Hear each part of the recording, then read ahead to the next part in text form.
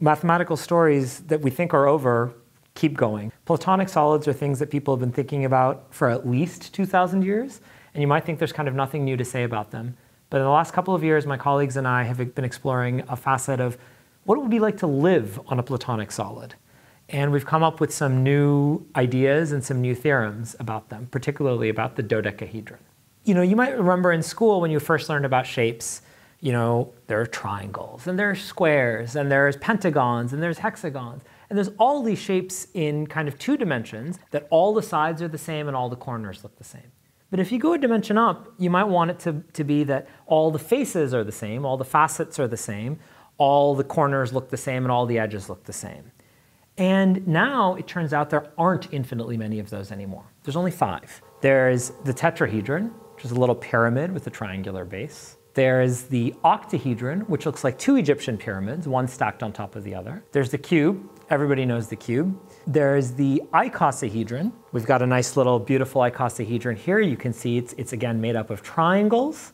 It's got 20 of them. And finally, there's the dodecahedron, which is made up unusually of pentagons. The other ones are all squares or triangles. The dodecahedron is made up of pentagons. It's made up of 12 pentagons. 3 of them come together at each corner. So that's it. Those are the 5, and they're known as Platonic solids. They've played a big role in people's imaginations of mathematics and of art and of science. Kepler famously guessed that there might be these celestial arrangements of the Platonic solids which the planets live on. Turns out that isn't the case. I study the geometry of surfaces. I like to think about the surface of these objects. When I say the surface of these objects, I want to think about what it would be like if you were a little insect living on one of these things. What would your experience of the world be like? Presumably, insects living on the surface is it's the same for all the Platonic solids, though, isn't it? It's like living on a sphere, except you've got pointy bits. You would think so. But the pointy bits turn out to make a difference. From the point of view of what's called a topologist, somebody who thinks about what we consider sort of rubber sheet geometry, all of these would be spheres. If you sort of blew up and sort of tried to make this as well-rounded as possible, this would become a sphere. But I really do want to think about the pointy bits. Imagine on one of these Platonic solids, there's a house on each corner where a mathematician lives. At each of the vertices, there's a house. And now, let's say you have your mathematician living at one of these houses, and she's an avid jogger. Every morning, she likes to go for a jog. On the other hand, it's morning. She doesn't really feel like seeing any of her neighbors at this point. She wants to go for a jog. She wants to come back home to where she started. And she doesn't want to run through, certainly, any of her neighbors' houses. She would like to go on a path, and she doesn't want to have to sort of retrace steps or anything like that. She just wants to go straight and come back to where she started. We call this maybe the antisocial jogger problem. Another framing of it, if there's this classic children's book, The Little Prince. And one of the central tensions in The Little Prince, other than the loss of childhood innocence, the prince has a sheep on his planet and a rose. And he wants to prevent the sheep from eating the rose.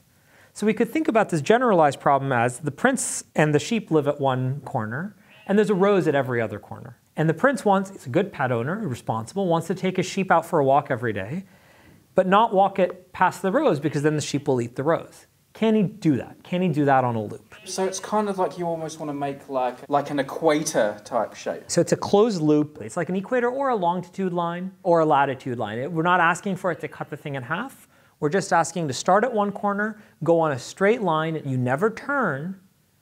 You never pass through another corner. You might say, what happens when you hit an edge? But it makes perfect sense to go straight over an edge. You can just driving your car over a ridge or walking over a ridge. It is, however, a question about what it would mean to go straight when you hit a corner. For instance, here in the icosahedron, we have 5 triangles coming together at a corner. If you think about a flat piece of paper, you'd have to have 6. You'd have to have 360 degrees. Here, I have 5 triangles, so I only have 300 degrees worth of angle. So this is another reason we don't want to pass through corners, because it doesn't make really sense to talk about what it means to go straight through a corner. It makes sense to go straight over a side, but it doesn't make sense to go straight over a corner. So the paths we want, start at a corner, go straight, never ever turn, never pass through a corner, and come back to where you started. My sort of intuition is there must be thousands and millions of routes you can take, or are there none? So you're right, and you're right. So for some of the Platonic solids, it's extremely easy to see that you can't do it. So I'm going to first show you for the tetrahedron. This is something that's been known for a long time. In fact, the tetrahedron, the octahedron, the cube, and the icosahedron, spoiler alert, you can't do it on any of them. But people didn't know whether you could do it on the dodecahedron. And that's the question we ended up answering. We showed not only could you do it, there's lots and lots and lots of ways you can do it. The dodecahedron is the only one you can take your sheep for a walk on without having your roses eat. It's the only one you can be an antisocial jogger on without having to retrace your steps. With all of the other ones, the tetrahedron, octahedron, cube, and icosahedron, the shapes that make them up, in the icosahedron case triangles, in the cube case squares, in the octahedron and tetrahedron triangles, they end up tiling the plane. You could tile your infinite bathroom floor with copies of these things. You can't do that with a regular pentagon. 4 of them, it was impossible, and that's long been known. That's long been known. We didn't know for the dodecahedron. We didn't know for the dodecahedron. How is that possible? Couldn't I just make a dodecahedron out of cardboard, get a Sharpie, and draw a line and think, yeah, there you go, it was easy? So that's a really good point. You probably could do that. However, you wouldn't be sure that what you got was an exact mathematical trajectory. Maybe the thickness of your Sharpie, maybe there is one that's a little bit off. Even on the other ones, probably by nudging a little bit, you could do that. So we wanted an exact, straight line with no width, no thickness coming back to where it started. That little thickness of your marker, you wouldn't know whether that actually gave you that exact mathematical answer or not. So I take it from that the paths that do it, that we're about to talk about, only just miss the vertices then? They, surprisingly enough, the most simple one we found is one that you would look at and you would kind of draw by eye. To prove that it is one, though, is a little bit trickier. It's shockingly simple to us. This is what made this project so much fun. This was with my friends Pat and David. We found a beautiful, simple, elegant solution, and it also has the advantage that it's visually very pretty. I want to prove to you that at least in one of the cases that you can't do it. I want to show you for the tetrahedron that you cannot do this because it illustrates an idea that we're going to use for the dodecahedron. It illustrates the idea of what's called unfolding. Let me start by drawing how I think of a tetrahedron. So a tetrahedron, of course, is this kind of pyramid shape with a triangular base. But like I said, I like to think about the experience of kind of living on the surface. I'm going to draw you a diagram to make a tetrahedron out of a flat piece of paper. This is called a net. I'm going to draw a big triangle sort of cut up into 4. And then I'm going to draw you gluing instructions. So gluing instructions is that side gets glued to that side gets glued to that side, and then that side gets glued to that side. If you were to fold up, you fold it along these internal edges, these guys end up glued up. And notice the direction of the arrows is important here. Going this way gets glued to going this way. And now I'm actually going to label the corners. If I think about folding this guy up, the very top, all these 3 guys end up folding up to this one point. So these are the 4 corners. And what I want to do is I want to draw a path that starts at one of these colored corners, comes back to itself, without passing through any of the other corners. I could try and draw it on here, but it might be easier to draw on here in kind of a map of this thing, where I just follow the identification. So, for instance, if I were to start here and kind of go like that, well, now I'm here, and I would come like that, uh-oh, I've run into the blue, right? That's something I don't want to allow. To make this even clearer, notice here I was going along this way, and then I had turned around 180 degrees. Let me make a drawing where I never actually have to turn around. So I'm just going to draw a copy of this guy rotated by 180 degrees. And now I get a rhombus. Now I'm going to draw that rhombus for you without any of the distracting internal lines, but I am going to keep drawing these internal corners. So this very pretty decorated rhombus. But it's not just a rhombus. Notice the left side here is the same as the right side, and the top is the same as the bottom. If you ever play the computer game Pac-Man, and of course as I get older and older, less and less people understand that reference, but many computer games, when you play on a screen, you go off one side, you come up the other. It's kind of this repeating world, and you go off the top, you come up the bottom. Asteroids. Asteroids. In fact, that's a better one because Pac-Man can only move parallel to the sides, and asteroids you can kind of move in any direction. So imagine playing asteroids on this parallelogram board. What we want is we want an asteroid trajectory that starts at one of these colored corners, goes straight, goes through these things, never passes through another corner, and comes back to where it started. But I'm actually now going to do one more piece of unfolding. I'm going to draw this picture as kind of repeating forever. I can tile an infinite room with copies of this rhombus. And now what you want to do is you want to draw a straight line starting at one color, ending at the same color without passing through any of these things. But notice, let's say I wanted to go from black to black. If I want to go from black to black, well, I could try and go diagonally, but the green blocked me. I could try and go horizontally, but this blue blocks me. I could try and go vertically, and the red blocks me. No matter what I do, I'm blocked. And so these points block each other from accessing themselves. For the other Platonic solids, other than the dodecahedron, the unfolding isn't quite as simple. you need to do more copies. So for instance, for the cube, the net for a cube is something that looks like a cross that you put together, and you need 4 copies of that. For the icosahedron, you need 6 copies. For the octahedron, you need 3 copies. For the dodecahedron, you need 10. There's also something really beautiful going on here. If you think about taking this parallelogram and gluing opposite sides, if you glue the left to the right, you get kind of a sheared tube. And then you glue the top and bottom of the tube, you get something that looks like a donut. This is called a torus, or a genus 1 surface. Like biologists, we classify things into genera, into genus, and genus for us just means the number of holes. They're not so complicated, the other ones. The octahedron gives you a genus 4 surface, the cube a genus 9 when you do this unfolding procedure. This unfolding procedure leads to things that aren't too terribly complicated until you get to the dodecahedron, where the resulting surface, if you were to play Pac-Man on this crazy surface, it would be like living on a surface with 81 holes. And no, it's not an accident that the number of holes is always a square. We can talk about that at some other point. It goes 1 for the tetrahedron, 4 for the octahedron, 9 for the cube, 25 for the icosahedron, and then 81 for the dodecahedron. Yeah. The dodecahedron, it was completely open. But the key idea from this is that the right place to look was in the unfolding. Because in the unfolding, what we traded is we've gone to a much more complicated shape, but now the trajectories we care about are just straight lines, and then once we go through a side, we just keep going straight in that direction. We never have to change direction. Here, we would have to turn 180. On the dodecahedron, we'd have to turn sort of a multiple of 72 degrees. But now we're just going straight by keeping track of all the copies. What's the dodecahedron got then? What's its special magic? So for the tetrahedron, you got what was called a torus. For all of these guys, you get something that looks kind of like a torus. It's called either square tiled or rhombus tiled. It's covered by tiles of this form. The dodecahedron covers something called the double pentagon. You got a tattoo. I got a tattoo. This is actually even before I worked on the dodecahedron. I had worked on this surface. So imagine playing Pac-Man on this surface. You glue this side to this side, this to this. You glue the parallel sides. So you go off this side, you come up here. And I had studied playing Pac-Man on this before, and I didn't know that it was going to be relevant to the dodecahedron. It turns out, if you start with the dodecahedron, we said it started with 12 pentagons. And then I said I needed to take 10 copies of this. That gave me 120 pentagons. In math, we call this, the construction where we have is it's a branched cover. There's 10, it's a degree 10 cover. But 120 pentagons, notice this thing is 2 pentagons, right? This is called the double pentagon.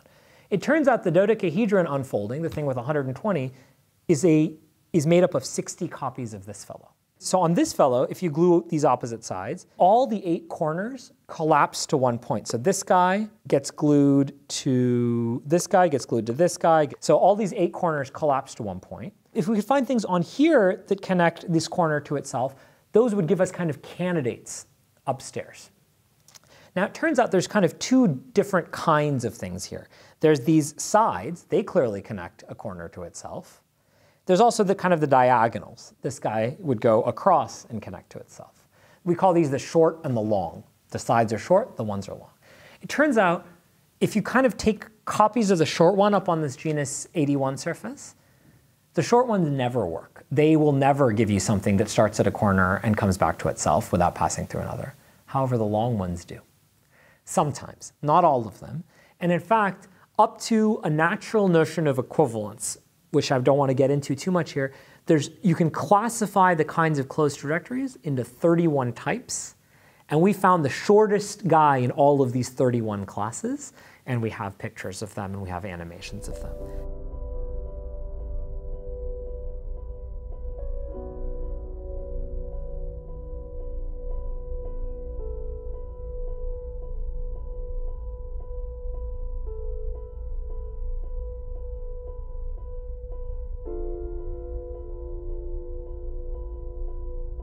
Of course, in each of these 31 classes, actually there's infinitely many of these.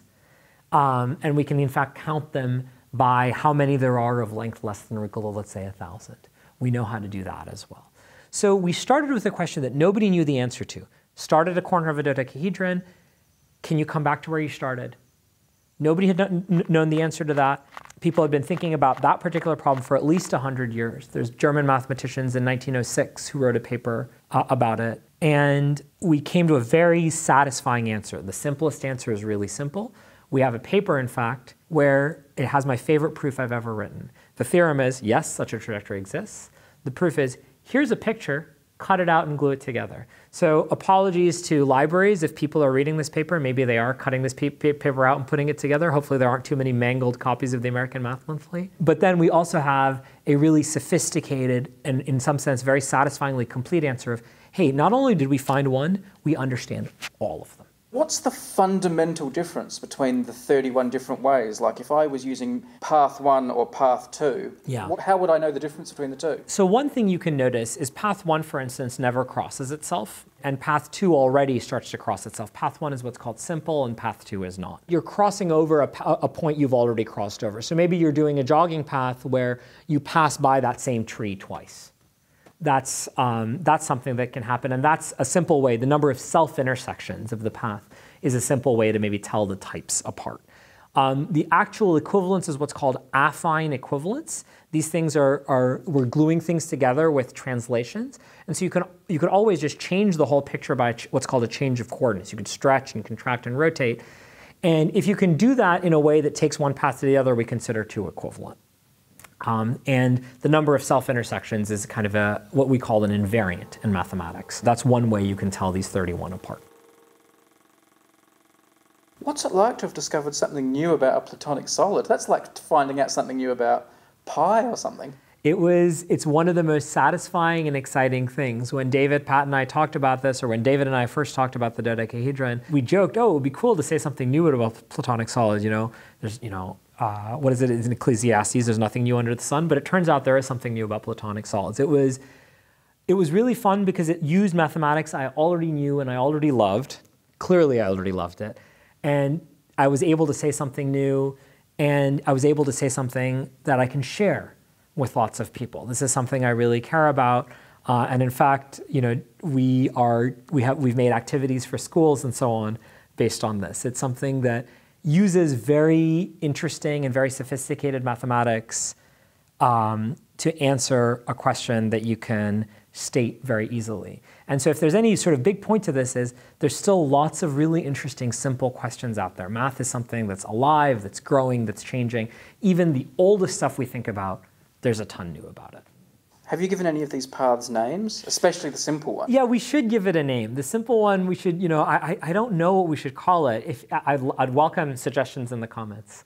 But this one is maybe we could give them names. Maybe one could be the 5K, one could be the 10K, one could be the marathon, depending on how long they are. Thinking more like the magic line or the yellow brick road. The yellow brick road. That's a fantastic idea. I love that idea. One of the things that's still very wide open is understanding kind of the properties of these lines. For instance, even that simplest one, we haven't yet computed whether it cuts the dodecahedron in half. If we were to cut the dodecahedron, we don't know the areas of the two halves yet. It shouldn't be too hard to compute. We just haven't done it yet.